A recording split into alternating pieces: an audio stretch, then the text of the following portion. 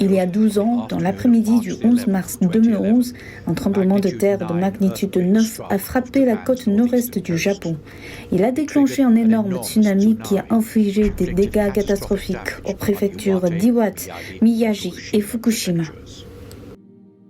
La centrale nucléaire voisine de Fukushima Daiichi a subi des dommages catastrophiques et a commencé à émettre des radiations.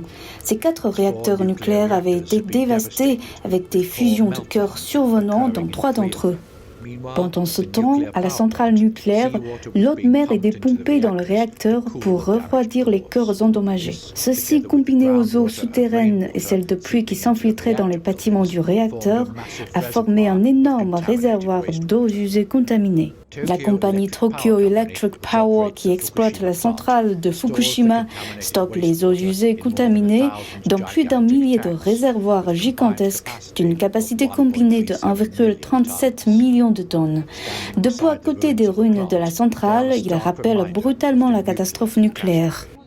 À la suite de la catastrophe nucléaire de Fukushima, une interdiction de pêche a été imposée localement.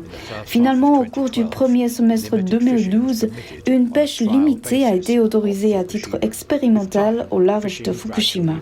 Avec le temps, la pêche a progressivement repris. Cependant, les captures ne représentent aujourd'hui que 20% de ce qu'elle était avant la catastrophe de Fukushima. Mais alors, à la grande surprise des pêcheurs locaux, le 13 avril 2021, le gouvernement japonais a pris la décision que les eaux usées contaminées de la centrale nucléaire, après filtrage et diffusion, seraient rejetées à la mer. La décision du gouvernement de rejeter les eaux usées contaminées dans la mer a provoqué une réaction immédiate et furieuse parmi les résidents locaux. Des foules se sont rassemblées devant les bureaux du gouvernement local, exigeant une solution alternative au problème. Ne pas jeter les eaux usées contaminées dans la mer. Le plan du gouvernement japonais a également suscité une vive inquiétude dans les pays voisins.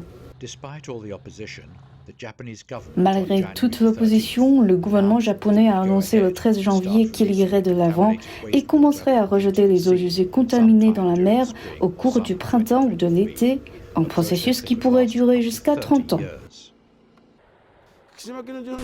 Nous sommes des pêcheurs nés et ayant grandi à Fukushima. Nous vivons de la mer depuis des générations. Si la mer est polluée, nous ne pouvons pas vendre nos poissons et nous ne pouvons pas gagner notre vie.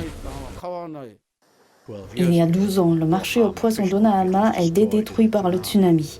Un nouveau local a été construit sur le site. Un énorme travail a été fait pour minimiser l'impact de l'accident nucléaire. Si les eaux usées contaminées sont rejetées à la mer, tous ces efforts auront été vains. Certains clients font à nouveau confiance aux produits de Fukushima. Mais si les eaux usées contaminées sont rejetées dans la mer, ils seront toujours aussi inquiets.